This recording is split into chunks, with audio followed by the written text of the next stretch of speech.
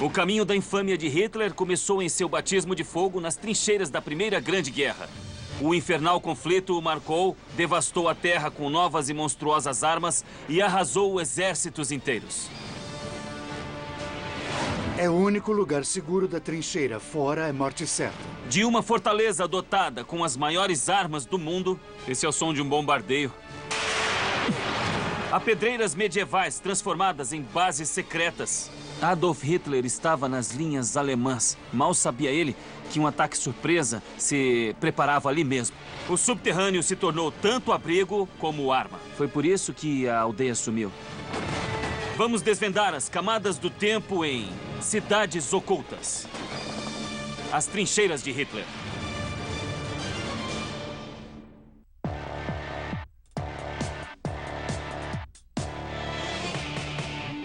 Cidades Ocultas.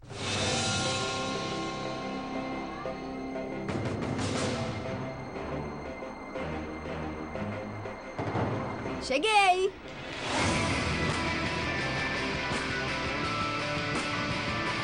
Eu sou Don Wildman e estou nas trincheiras dos arredores de Ypres, na Bélgica. Palco do fronte ocidental da Primeira Guerra Mundial, a chamada Grande Guerra, a Guerra Definitiva. Foi a guerra mais sangrenta que o mundo já viu. A Primeira Grande Guerra desfez impérios, forjou nações e matou mais de 20 milhões de pessoas e preparou o cenário para o mais desdenhado ditador, Adolf Hitler. Por milhares de anos, os maiores poderes da Europa lutaram por fronteiras. Mas em 1914, os conflitos degeneraram em guerra. A Alemanha se dirigia para a França.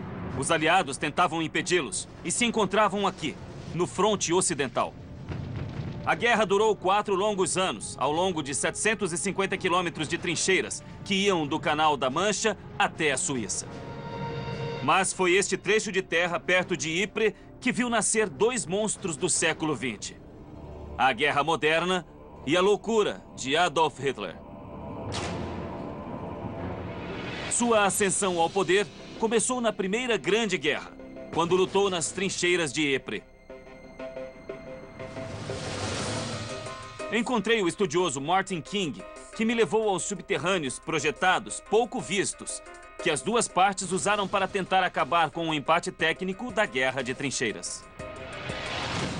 Estas são as trincheiras britânicas. São. Elas não dão a sensação de proteção.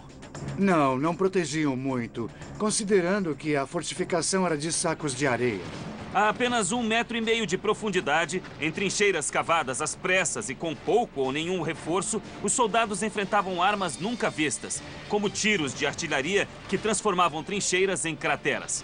E qualquer soldado que erguesse a cabeça ficava ao alcance da ferocidade de uma nova arma, a metralhadora, uma invenção americana que atirava 50 vezes mais rapidamente do que um fuzil.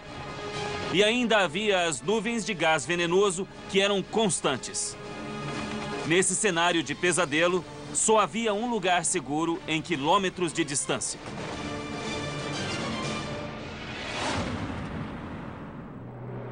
É um túnel. Chama-se um subtúnel. Nossa, o que é isso? Leva à chamada Terra de Ninguém.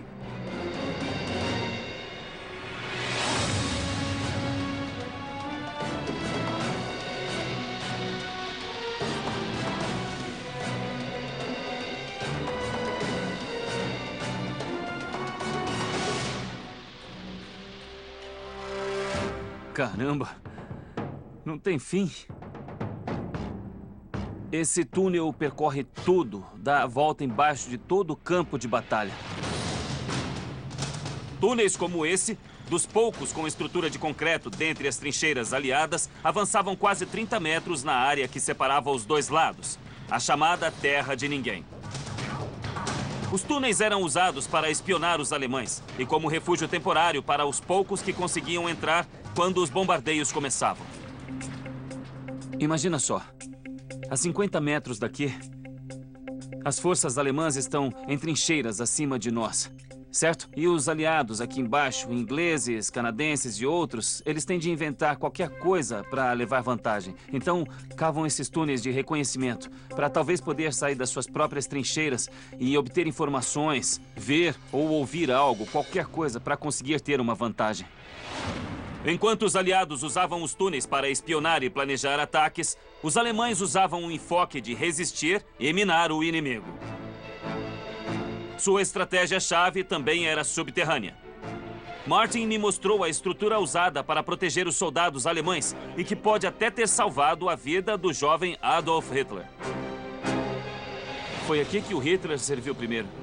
Isso mesmo. Hitler serviu no regimento da Bavária em 1914, quando era recém-chegado ao batalhão. E ele andou por estas trincheiras. Certamente. Incrível. E qual era o trabalho dele? O trabalho dele era correr pelas trincheiras, na verdade. Ele corria, era mensageiro. Entendi. Então ele levava ordens da frente de batalha para a retaguarda. Exato, era o trabalho dele.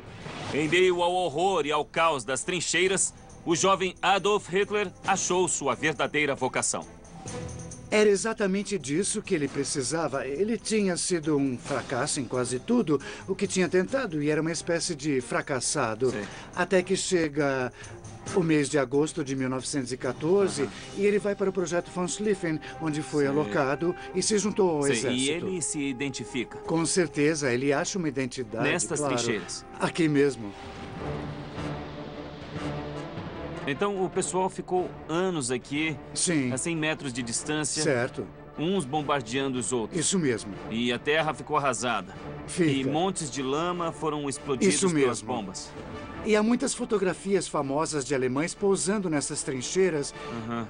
segurando ratos deste tamanho, Não ratos pode ser. enormes. E havia corpos por toda parte. Exatamente. O cheiro devia ser horrível. Tanto para aliados quanto para alemães, a vida cotidiana nas trincheiras era imunda e miserável. Mas os alemães tinham uma vantagem-chave. Os refugiados subterrâneos, precursores dos famosos refúgios nazistas da Segunda Guerra, que aguentavam explosões de bombas de 1 tonelada. Este é um clássico refúgio alemão do fronte, reforçado com concreto. Veja só isto. Aham. É concreto armado. Ah, sei. Em toda a extensão. Então, isto aguentou muitos É bombardeios, bem robusto, com certeza. O lugar protegia muito bem.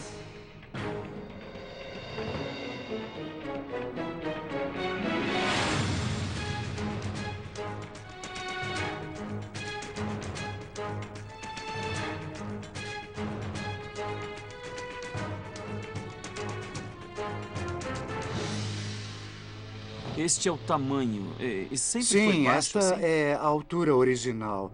E aguentou muitos bombardeios. Em alguns casos, os bombardeios podiam durar dias. Isso era um abrigo construído para aguentar bombardeios. Exato, foi feito especificamente para isso. E quantos homens cabiam neste lugar? De 45 a 50 homens. 45 homens nesta Aqui salinha? mesmo, sim. Ah, não pode ser. É o único lugar seguro da trincheira. Fora é morte certa. Aham. Então, aqui ficavam protegidos porque havia uma camada protetora de concreto. Nestes pequenos lugares, Adolf Hitler ganhou uma audiência cativa para sua propaganda incendiária. Ele teria andado ou rastejado por este abrigo onde havia mais de 40 pessoas e teria dito: ouçam todos, acabo de voltar de Berlim. E ficava enlouquecido fazendo sua pregação. Sobre as coisas que sabemos. Política, basicamente política. O companheiro constante de Hitler e seu único amigo durante a guerra foi um cachorro que afastava os ratos. Dali por diante, Hitler nunca ficou sem um cão. Seu amado pastor alemão Blonde estava com ele em Berlim quando se suicidou 30 anos depois. Apesar de sua unidade ter perdido 2/3 dos homens nas primeiras semanas da guerra, Hitler sobreviveu miraculosamente a 4 anos de luta no fronte ocidental. Ele achou mesmo que era alguém com propósito e visão e que teria seu lugar no mundo. Ele acreditava com muita força no destino e na sorte. 4 anos nas trincheiras, esquivando-se do horror das máquinas de matar, levaram Hitler a aprofundar cada vez mais seu louco e insaciável ódio pelo inimigo, enquanto 2 poderosos exércitos cavavam subterrâneos, procurando um modo de decidir a guerra mais sangrenta da história. Eu estou no nordeste da França, a 2h30 a leste de Paris, a 350 quilômetros nas trincheiras de Benwald, na região chamada Vauquois. Há 90 anos, eu estaria andando pelas ruas de uma pequena cidade de 174 pessoas. Hoje, Vocoa é conhecida como a aldeia perdida porque nada sobrou aqui, exceto uma complexa série de túneis subterrâneos. Não são esgotos, não são catacumbas, mas são mais de 15 quilômetros de túneis construídos com o único propósito de plantar minas para explodir tudo até a superfície, o que tirou a cidade do mapa para sempre. A aldeia de Vocoa ficava a cerca de 200 quilômetros de Paris e foi capturada pelos alemães em setembro de 1914. 4 anos depois, tinha desaparecido, totalmente destruída por uma terrível inovação militar, a mina terrestre. A batalha subterrânea por Vocoa começou quando os alemães cavaram abrigos nas colinas para se proteger da artilharia francesa. Os pequenos abrigos acabaram se tornando verdadeiras cidades subterrâneas, que abrigavam 2.000 soldados alemães e foram totalmente escavadas à mão. Fui ver o perito militar Demi Edra. Demi, muito prazer. Como vai? Muito prazer. Ele vai me levar aos túneis abandonados de Vocoa. Então, nós estamos em pleno campo de batalha. Com certeza. E essa terra toda ondulada é resultado de explosões. Sim, havia uma aldeia de 174 pessoas aqui. E os alemães e franceses escavaram por baixo. Sim, isso. As pessoas tiveram de evacuar a aldeia em 1914. Quando voltaram em 1918, não havia mais aldeia nenhuma. Uma versão anterior às minas que acabaram com a aldeia francesa foi usada na Guerra Civil Americana. E era basicamente um tiro de artilharia, mas disparado por espoletas. Os americanos nunca imaginaram que esses artefatos primitivos se transformariam na arma de destruição maciça de Vocoa. Bombas que faziam crateras que podiam abrigar um avião jumbo. Depois de 3 anos, a destruição era tal que soldados dos dois lados colaboraram entre si para ficarem vivos.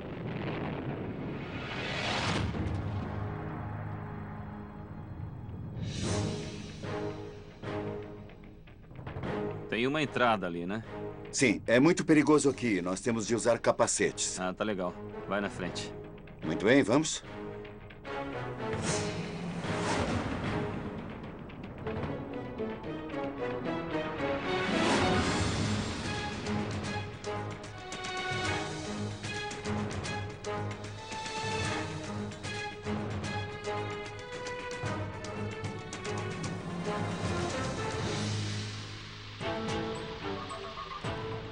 Isso aqui era uma habitação? Foi restaurada ou foi achada assim? Nós encontramos exatamente assim. Não mudamos nada. E o que é isso? É uma cantina. Eles vinham aqui para comprar cartões postais ou chocolate. Ai, bati a cabeça. Impressiona esse aspecto de coisa permanente. Entendo. A habitação era segura, protegida por 10 metros de terra. Mas para lutar, os alemães tinham de sair do refúgio subindo por estas escadas. Chegavam às trincheiras em segundos, revigorados, Entendi. para combater os franceses. E isto sobe até onde? Vai dar na primeira trincheira francesa. Para terem vantagem tática, os alemães aderiram à última tecnologia em armas: as minas, que podiam usar de modo relativamente seguro. Nós vamos descer até onde? Até 50 metros. 50 metros? São 50 metros abaixo do nível da Exato. terra. Tá legal. Nível 2, vamos pro nível 3. Venha comigo, Dom. Tá bom. Não há problemas. É só muito íngreme. É, sim. Os 2 primeiros níveis do complexo de Vocoa incluíam habitações, cozinhas, hospitais e geradores. No nível mais fundo, o terceiro, que chegava à profundidade de 50 metros, túneis longos e estreitos chegavam até o lado francês da colina, com o propósito de detonarem enormes minas debaixo dos aliados. Do outro lado da colina, os franceses também cavavam suas defesas. Os franceses sabiam que não podiam atacar as trincheiras Era impossível. por cima. Certo. Tinham que ir por baixo. Sim. Então, os dois lados logo começaram a cavar túneis por baixo. Durante 3 anos. Todos entendi. os dias. Cada lado cavava mais fundo para explodir o outro por baixo.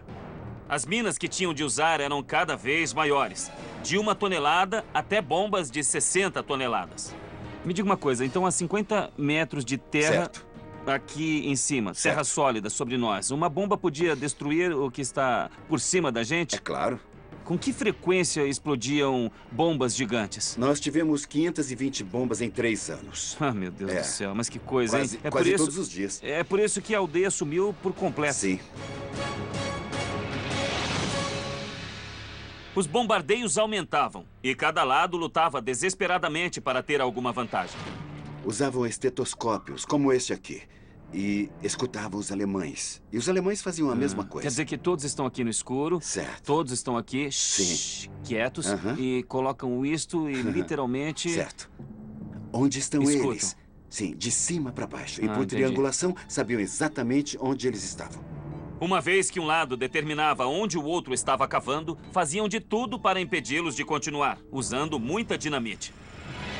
Eles simplesmente explodiam Sim. minas para explodir o túnel do Aham, inimigo. Sim. Aham. E a luta aqui chegou a uma espécie de empate como no resto do fronte ocidental. Exato. Quer dizer, estão fazendo guerra de trincheiras, mas ela é subterrânea. Certo. Aham. Em 1917, uma aliança secreta havia se formado entre as duas partes. 3 anos de guerra foram terríveis para eles, franceses e alemães. E às vezes, um lado ouvia o outro e dizia: não trabalhe tanto, pare um pouco. E paravam de cavar. Eles viram a total inutilidade desse combate, afinal. Sim, eles diziam que se explodissem uma mina, seria às 7 horas da noite. Nem antes e nem depois disso. Eles avisavam o inimigo Sim. quando iam explodir minas. Certo. Esse tipo de familiaridade entre soldados inimigos enfurecia os linha dura como Adolf Hitler.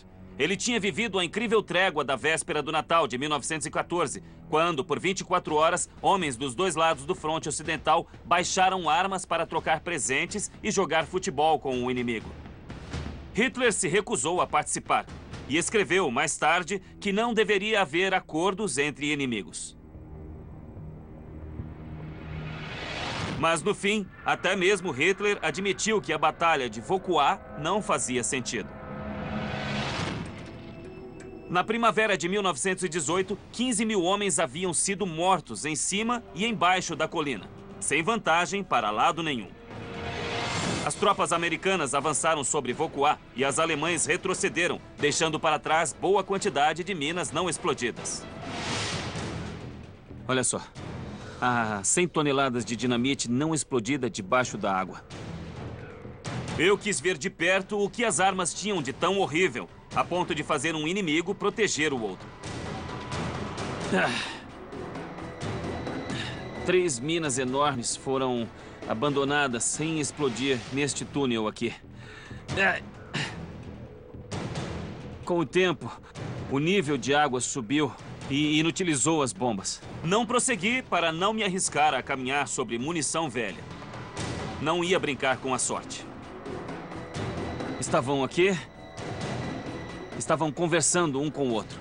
Para Adolf Hitler, isso é o máximo da traição que um soldado alemão poderia fazer, conversar com franceses aqui embaixo. E ele viu o comando alemão ceder à pressão. E para ele, a Alemanha jamais poderia ceder. E ele carregou esse sentimento pela vida. Foi isso que praticamente começou a Segunda Guerra.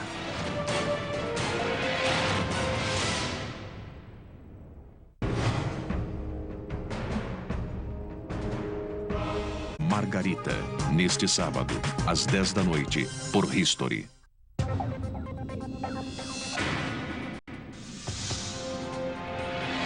A Primeira Grande Guerra foi uma luta brutal e incessante, com pouco ou nenhum ganho para qualquer lado, que derramou sangue sobre cada centímetro de solo. E quando os alemães estabeleceram no forte suas tropas no nordeste da França, aconteceu a mais longa batalha da guerra. Uma das piores da história, a Batalha de Verdun. O Forte do Haumont foi o objetivo principal, conhecido como o mais sólido forte da Europa. Era o orgulho do exército francês e quase totalmente subterrâneo. 240 quilômetros a leste de Paris, Verdun era uma cidade de importância vital no fronte ocidental. Para os alemães, representava o obstáculo final no caminho da capital francesa. Para os franceses, era o último bastião. 400 mil homens morreram aqui. e Adolf Hitler foi ferido em um ataque perto do rio Somme. Ele acreditava que os companheiros tinham sido traídos por seus líderes, corruptos e incompetentes, e nada o impedira de trazer uma nova ordem à Alemanha e ao mundo. As ferozes batalhas que alimentaram o ódio profundo de Hitler se concentraram sobre um alvo-chave, o Forte Douaumont, e utilizaram as armas mais destrutivas que o mundo já tinha visto.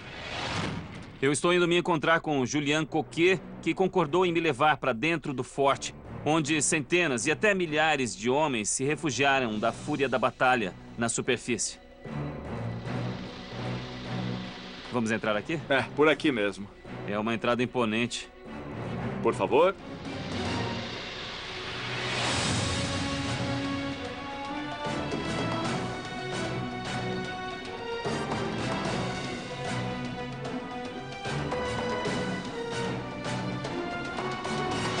É uma grande fortaleza, né? São 3 quilômetros de túneis. Não diga. Olha só isto. É lindo. Que mecanismo é esse? É uma torre de canhão. O grande canhão de 155 milímetros, mais 2 canhões de 75 milímetros e 3 metralhadoras defendiam o forte. Com quase 3 quilômetros de túneis e salas, o forte foi considerado inexpugnável, graças a uma construção revolucionária. Muros de alvenaria de 90 centímetros de espessura, cobertos com mais de 90 centímetros de areia e reforçados por 2,5 metros de concreto, tudo sob 3 metros de terra. O resultado final foi um abrigo denso e a prova de bombas de mais de 7 metros de espessura, encimados por canhões enormes. É como Fort Knox, com poder de fogo.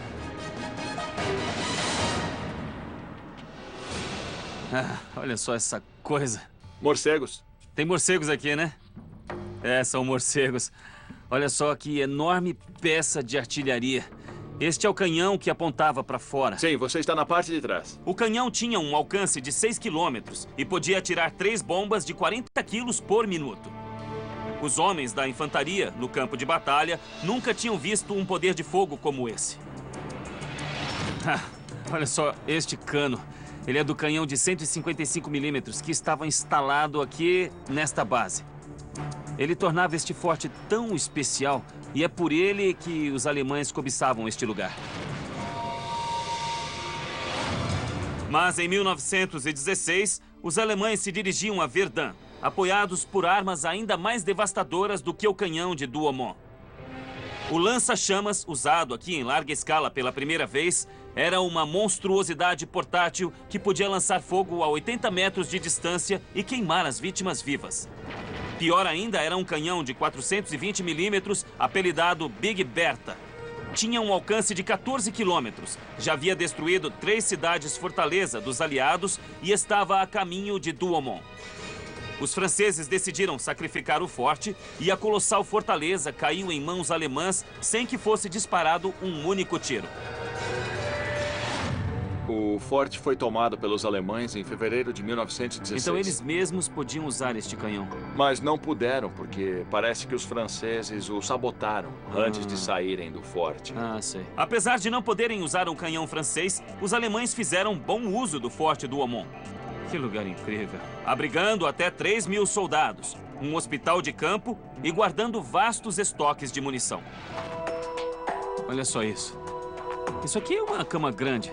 Sim, é grande. É para 2 na parte superior e 2 na sei. inferior. Então era para 4. 4 pessoas em cada um. Quer dizer então que eles podiam se sentir protegidos aqui dentro. Apelidaram o forte de Tio Douaumont. Tio Douaumont. Tio Douaumont. Eles tinham consciência de que podiam estar lá fora, nas trincheiras, mas estavam bem protegidos aqui. Sorte deles. Determinados a recuperar seu forte e a honra nacional, os franceses lançaram assaltos terrestres com artilharia pesada, mas não tiveram resultado prático. Quantas pessoas morreram? Na batalha inteira, 300 mil soldados, franceses e alemães. Em junho de 1916, os aliados começaram um ataque enganoso perto do rio Somme, onde o soldado raso Adolf Hitler foi seriamente ferido e mandado de volta à Alemanha para tratamento. Mas a batalha, conhecida como a Máquina de Moer Carne de Verdun, se prolongou por mais 6 meses. Quantas bombas caíam por dia aqui? Cerca de 2.000 por dia. Nossa, 2.000 bombas. Isso dá... Por minuto, eu nem sei, é constante. E houve dias de lançarem 10.000 bombas no fronte. Durante 300 dias, e como era viver aqui? Quando a bomba explodia no forte, as paredes tremiam. Partes da alvenaria caíam sobre os soldados. O bombardeio era constante, né? Sim, constante, pelos franceses. Uma bomba a cada 30 segundos. Ah, meu Deus. Nos primeiros 10 meses de batalha, os franceses deram 60 milhões de tiros de artilharia. Você vai fazer o som dos bombardeios aqui. De uma bomba média explodindo no forte. Tá. Nossa, é muito alto. E ele continua. Imagine 2.000, 10.000 bombas em um dia. Muitos soldados ficaram loucos aqui dentro. Loucos? Sim, eles se mataram. Não podiam suportar o barulho e o horror à sua volta. Você está falando de distúrbio mental pelo choque? Choque de guerra começou a ser estudado na Primeira Guerra. Era uma doença que ninguém tinha visto antes e que ninguém entendia. Os sintomas iam da insônia e ansiedade a esgotamento nervoso e grotescos esgares faciais. Muitos ridicularizavam as vítimas, acusando-as de fracas e covardes. Enquanto os homens tentavam sobreviver, o próprio forte dava sinais de fadiga. Estamos a 15 metros sob o solo, o primeiro nível do forte. E olha aqui em cima. Estalactites. São resultado de infiltrações por milhares de pequenas rachaduras causadas por milhares de bombas que caíam aqui todos os dias. Após 2 meses de bombardeios, os ocupantes alemães passaram por algo devastador. Houve um incêndio numa cozinha perto do estoque de tiros do canhão francês desativado. Houve uma explosão terrível que matou 800 homens. Quero mostrar uma coisa. Aqui neste poço de ventilação, parece haver um capacete alemão. Ah, um capacete alemão. Tô vendo. Como é que ele chegou ali? Parece que com a explosão, o capacete com cabeça e tudo foi mandado para lá. E ainda tem um crânio naquele capacete. Achamos que sim. Que coisa estranha. Finalmente, depois de 8 meses de carnificina, os franceses usaram uma nova arma contra o forte. Um canhão de 400 milímetros que atirava bombas de 1 tonelada a 1.400 quilômetros por hora. Voltaram ao forte para usar essa arma, esse canhão de 400 milímetros. O maior calibre do exército francês. E os alemães entenderam que não poderiam defender o forte contra esse tipo de artilharia. Não, porque uma das bombas atingiu um depósito de munições do forte. Entendi. E os alemães tiveram de evacuar. Foi uma grande vitória francesa e um renascimento. Para o exército francês e para a população. E isso os animou até o fim da guerra, Sim, eu imagino. até o fim da guerra. E começou aqui, no Forte do Aumont. Começou aqui.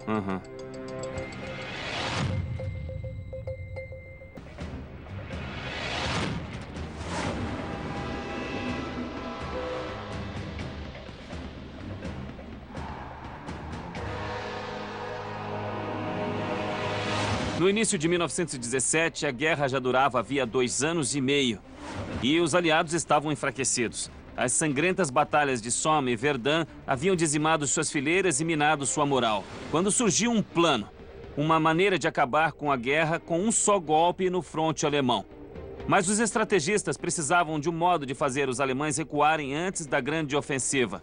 E inventaram um ataque de surpresa pelos subterrâneos. Após 2 anos de um sangrento embate, as forças francesas acumularam secretamente tropas na região de Champagne, no trecho sul da linha de frente alemã, chamada de linha Hindenburg.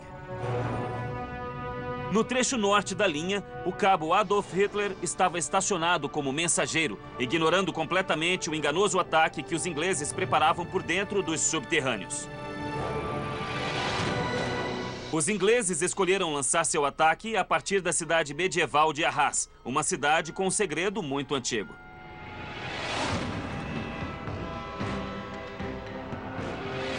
Eu estou indo até o maior sistema subterrâneo construído pelo exército britânico. É um sistema grande e permitiu que os aliados reconquistassem mais território inimigo num só dia do que tinham conseguido em anos. Esta cidade toda está interligada com antigos subterrâneos que os ingleses usaram para fins militares. Vou ver um arqueólogo local que vai me levar lá para baixo. Alan? Sim? Oi, eu sou o Dom. Alan Jacques e seus colegas procuravam uma pedreira medieval quando descobriram uma rede de cavernas, que teve um papel vital e secreto em tempos mais recentes. Então, esta é uma das praças principais de Arras. É isso mesmo. E há uma rede secreta de túneis por baixo da cidade. É uma grande rede. Posso Nossa. mostrar? É por aqui? Tudo bem, por aqui. Vem. Tá bom. Oi. Vem. Dá licença. Oi. Bom, acabamos de chegar da rua e num restaurante em funcionamento e vamos... Vamos descer até o porão. Nossa, mas o que é isso? Uhum.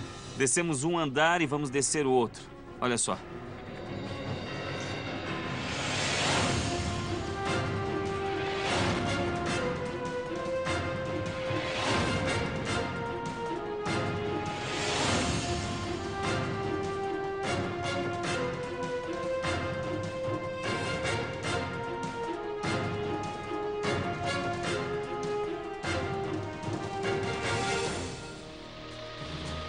A que profundidade estamos? 12 metros. 12 metros, são 3 andares. Nossa, é incrível. Bom, é uma entrada para os túneis. E deste porão, digamos, é possível chegar à primeira linha alemã. São 3 quilômetros a leste da cidade. Descemos 4 níveis através do porão de um restaurante moderno, depois de uma adega medieval. E chegamos a uma pedreira do século XV. Na Primeira Grande Guerra, quando os aliados descobriram estes túneis, inventaram um plano brilhante. Interligar as pedreiras cavando uma rede de túneis por onde pudesse passar um exército inteiro, diretamente no fronte alemão, evitando a terra de ninguém na superfície. Isso aqui não é aberto ao público, é? Não, o lugar é muito perigoso, mas eu vou mostrar para você. Tem coisas ruindo, né? Isso. Tá bom. Muito legal, hein? Então, tudo isso foi escavado? Foi sim. Olha só. É incrível. A que profundidade estamos? A 20 metros. 20 metros são Isso. 6 andares. Para transformar antigas pedreiras em uma rede de túneis, sem que houvesse desmoronamentos, os britânicos recorreram a escavadores peritos. Entre eles, maores da Nova Zelândia, o país mais longínquo do Império Britânico. Aqui está escrito... Entrada. Entrada para Blenheim. É Onde isso fica? mesmo. É uma cidade da Nova Zelândia. Os neozelandeses marcaram os lugares para poderem se movimentar de um túnel para outro. É básico. Depois de 6 meses, os escavadores tinham construído uma rede de 20 quilômetros de túneis que atravessava a terra de ninguém e chegava perto da linha de fogo do fronte alemão. Enquanto Hitler fazia discursos sobre sua política e estratégia militar, milhares de tropas aliadas estavam debaixo dele, planejando seu contra-ataque de surpresa pelos túneis. Chegaram a 10 metros da linha de frente. A ideia era surgirem em frente aos alemães. É. E tudo foi feito secretamente, sem que ninguém desconfiasse. Certamente. Escondidos pela escuridão, os britânicos começaram a agrupar tropas nas pedreiras. Por 8 dias antes da batalha, 24 mil soldados se esconderam aqui. Os túneis se tornaram acampamentos militares completamente funcionais e as tropas deixaram suas marcas. Impressionante. É uma cruz. Ah, olha só. Eles escavaram cruzes nas paredes. É, isso mesmo. Um rosto de mulher e aqui um desenho do Carlitos. Isso. Eles tinham tudo no acampamento, até tratamento médico. Tinham uma central de abastecimento de água que era bombeada pelos túneis e ficaram aqui em abril de 1917, tomando banho. Depois dessa preparação, de meses de escavação, depois de acumular provisões e trazer os soldados para cá, chegou o dia do ataque. 24 mil homens teriam de sair em várias ondas. Como eles saíram daqui? Aqui. Passaram por é a aqui. escada para sair, né? É um caminho direto para o inferno. Nossa, que escadaria enorme. É assim. Incrível. Olha só isso, quer dizer, imagine. Há milhares de degraus. E havia um inglês em cada degrau esperando para atacar. O pessoal ficou alinhado aqui, com mochilas nas costas, com suas armas, capacetes e munição e com suas esperanças e orações. Quer dizer, ninguém sabia como era o fim da escadaria. Ninguém sabia se os alemães estavam esperando. O detalhe dessa história toda é que o próprio Adolf Hitler estava nas linhas alemãs estacionado por perto. Mal sabia ele que havia um plano de ataque surpresa em andamento, bem debaixo dele. E os soldados subiam por esta escada. Os britânicos, um depois do outro. Vamos, vamos, vamos, vamos! Que cena incrível! Os soldados britânicos iam invadir as trincheiras. E vejam o que acharam aqui. Uma porta de aço. Esta aqui e mais outra. E ali, a porta para o inferno. E para as trincheiras. Logo ali. A saída está fechada hoje em dia. Mas isso dava diretamente nas trincheiras, na terra de ninguém, no inferno. Em poucos dias, as tropas aliadas estavam mais de 12 quilômetros em território alemão. Foi um brilhante sucesso tático. Mas, como muitas vitórias da Primeira Grande Guerra, ela não durou. No conjunto, a linha Hindenburg aguentou. Os alemães continuaram a lutar e a guerra se arrastou. Após todo o banho de sangue, a preparação, a escavação, o resultado foi pífio. No fim, o que aconteceu foi que os alemães retomaram seu território novamente. Foi como o resto da Primeira Grande Guerra. O resultado dessa operação toda foi simplesmente nada.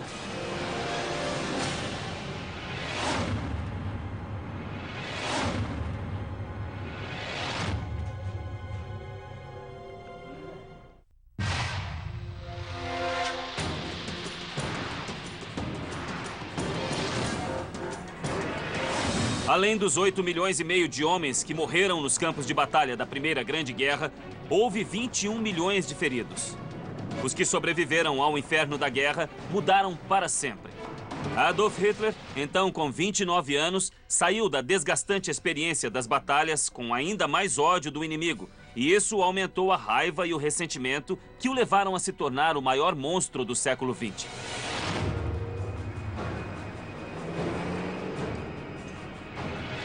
Eu vou até a cripta de uma igreja medieval que serviu de pronto-socorro para alemães no começo da guerra, quando as baixas já ultrapassavam qualquer expectativa. Os mortos se amontoavam, mas os feridos eram tratados e mandados imediatamente de volta para o fronte, inclusive um soldado alemão de olhos grandes com ódio mortal pelo inimigo. A cidade de Messine, Bélgica, fica a 10 quilômetros de Ypres. Hoje tem uma população de menos de 1.000 pessoas. Mas a cidade assistiu à morte de 10 mil homens em um só ataque na Primeira Grande Guerra. No total, a luta ao redor de Ypres durou a guerra toda e houve mais de 850 mil mortos. Olá, como vai? Encontrei o arqueólogo de batalhas Frank Boston. Nossa, que igreja imponente. Na igreja de São Nicolau. É uma igreja medieval. Cuja cripta se tornou um posto de primeiros socorros do fronte, logo no começo da guerra. Era parte de uma abadia. Uhum. Foi destruída na Primeira Guerra, mas inteiramente reconstruída.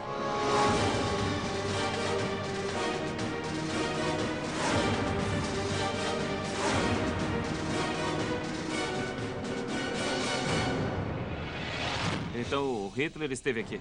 Sim, logo no começo da guerra, em 1914 ou 15. Uhum. E há uma lembrança original, não na igreja, mas abaixo dela.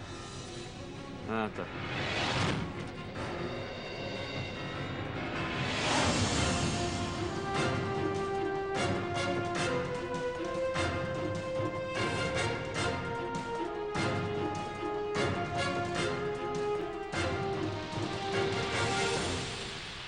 Isto aqui era a cripta da antiga abadia. Na Primeira Grande Guerra, os alemães a ocuparam em 1914 e usaram como posto de comando e primeiros socorros. Tá, e qual era a distância daqui até a linha de frente? O fronte era naquela direção, a 800 ou 900 metros. E eles traziam os feridos para cá e aqui recebiam os primeiros socorros. Em outubro de 1914, a Alemanha mandou a Ypres o 16º Batalhão de Infantaria da Bavária, o de Adolf Hitler, na esperança de reforçar o front e fazer cair os aliados.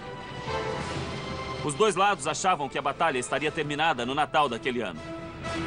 Mas as forças francesas e inglesas resistiram. Os dois lados pararam de progredir e tiveram de se adaptar a um longo e sangrento embate. Como podem ter errado tanto no escopo dessa guerra? As duas partes se acharam muito fortes e também, olhe só, para você ter uma ideia, as guerras napoleônicas duravam algumas horas e as campanhas poucas semanas. Então eles pensaram na guerra em termos de século XIX. Mas nos 4 anos de guerra foram empregadas armas mais fortes e mortais do que nunca. Metralhadoras que decepavam membros, gás mostarda que deixava a pessoa em carne viva e lança-chamas. As baixas aumentaram tanto que aliados e alemães faziam de qualquer subterrâneo disponível, como porões e criptas, um local improvisado de atendimento médico. A cripta aguentou até o fim da guerra. A igreja foi destruída, mas a cripta ficou. E a cripta ficou protegida pelas pedras da igreja que ruiu. As pedras ficaram por cima e então elas deram um bom A abrigo. igreja protegeu a cripta. É isso mesmo. Em 1915, quando Hitler foi ferido na Batalha de Messine, esta cripta virou um pronto-socorro, o único lugar seguro em quilômetros. Em novembro de 1915, ele levou um tiro no braço. Bem, não foi muito grave, mas, digamos, exigia cuidados. E Agora- acredita-se que esse fato tenha acontecido bem aqui Ele foi nessa tratado cripta. É o que todo mundo acredita que Da aconteceu. parte dele, você acha que foi um ato de heroísmo? Sim, porque os